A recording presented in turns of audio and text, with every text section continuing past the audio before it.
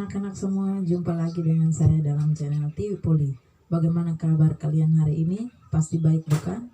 Oke, hari ini kita akan belajar tentang unsur, senyawa, dan campuran. Tapi sebelum kita memulai videonya, anak-anak semua jangan lupa untuk like dan subscribe ya videonya. Dan bila ada masukan, kalian boleh memberikan komentar di bawah video. Dan jangan lupa untuk share atau bagikan ke teman-teman kalian yang lain. Oke, kita akan mulai dengan unsur. Unsur adalah satunggal yang tidak dapat diuraikan lagi menjadi yang lebih sederhana melalui reaksi kimia biasa. Unsur merupakan bagian terkecil dari suatu zat yang masih mempunyai zat tersebut. Unsur di alam ini dibedakan menjadi unsur logam, semilogam, dan non-logam. Unsur logam secara umum memiliki sifat berwarna putih mengkilap. Titik leburnya rendah, dapat mengantarkan arus listrik, dapat ditempa, dan dapat menghantarkan kalor atau panas. Pada umumnya, logam merupakan zat padat. Namun, terdapat satu unsur logam yang berwujud cair, yaitu raksa. Contoh unsur logam diantaranya adalah aluminium, besi, nikel, tembaga, dan emas. Unsur non-logam memiliki sifat tidak mengkilap, penghantar arus listrik yang buruk, dan tidak dapat ditempa. Secara umum, unsur non-logam merupakan penghantar panas yang buruk. Namun, terdapat satu unsur non-logam yang dapat menghantarkan panas dengan baik, yaitu grafit. Contoh unsur non-logam adalah brom, yodium, oksigen, hidrogen, dan helium. Unsur semilogam memiliki sifat antara logam dan non-logam. Unsur semilogam biasa disebut dengan metaloid. Contohnya adalah silikon, boron, dan arsen. Unsur ini biasanya semikonduktor sehingga banyak digunakan sebagai bahan pembuatan elektronik. Lambang unsur yaitu lambang yang digunakan untuk menyatakan suatu unsur berdasarkan aturan tertentu. Misalnya, lambang unsur nitrogen ialah N, dan lambang unsur emas atau aurum adalah AU. Secara lengkap, lambang unsur dapat dilihat pada sistem periodik unsur atau yang dikenal disingkat dengan SPU. Bagaimana anak-anak? Unsur kalian sudah memahami. Sekarang kita akan lanjutkan ke senyawa. Senyawa adalah zat tunggal yang dapat diuraikan menjadi dua unsur atau lebih melalui reaksi kimia. Sifat suatu senyawa akan berbeda dengan sifat unsur-unsur penyusunnya. Misalnya adalah sifat air sebagai senyawa akan berbeda dengan sifat gas hidrogen dan oksigen sebagai unsur penyusunnya. Beberapa contoh senyawa antara lain adalah air atau H2O, garam atau NaCl, dan asam cuka atau H2SO4. Senyawa dalam kehidupan sehari-hari dibagi menjadi senyawa asam, ada basa, dan garam.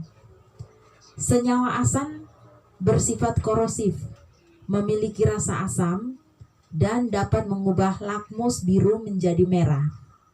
Senyawa basa bersifat kaustik, memiliki rasa pahit, menetralkan asam, dan mengubah lakmus merah menjadi biru.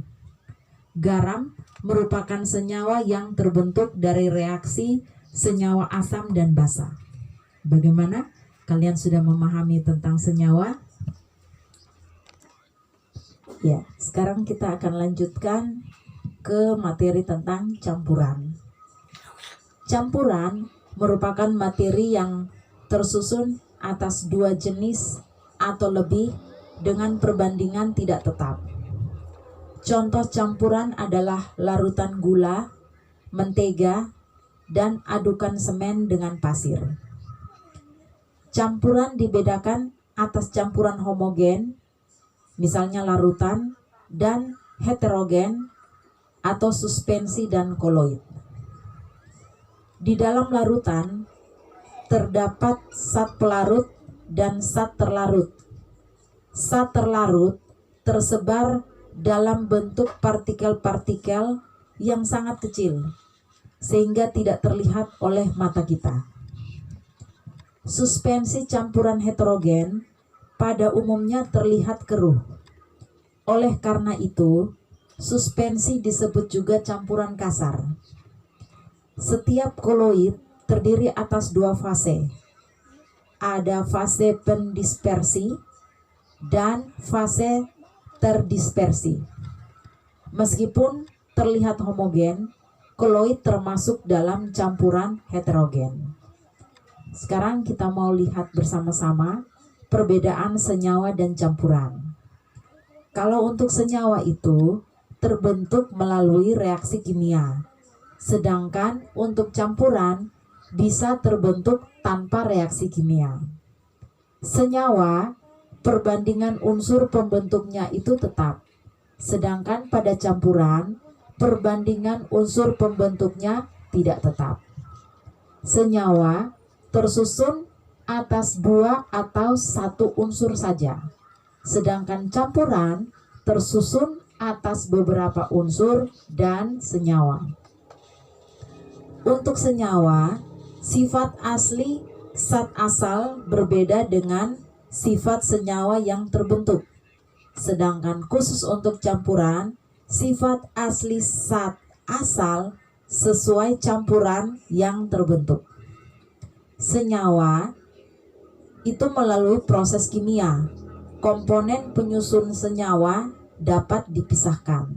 Sedangkan untuk campuran itu terjadi melalui proses fisika, komponen penyusun campuran dapat dipisahkan.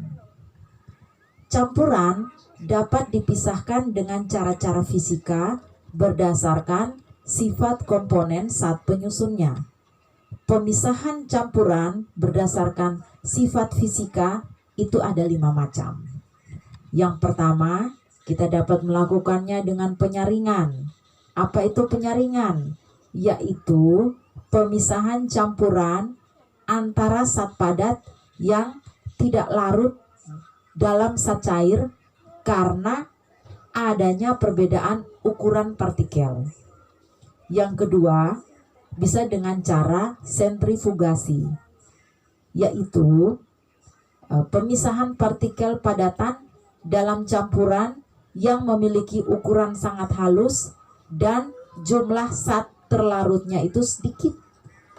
Yang ketiga, bisa dengan cara destilasi, yaitu pemisahan campuran dari dua jenis zat cair yang memiliki perbedaan titik didih. Yang keempat, bisa dengan cara kromatografi, yaitu pemisahan campuran berdasarkan perbedaan kecepatan perambatan antara fase gerak dan fase diam dari komponen penyusunnya.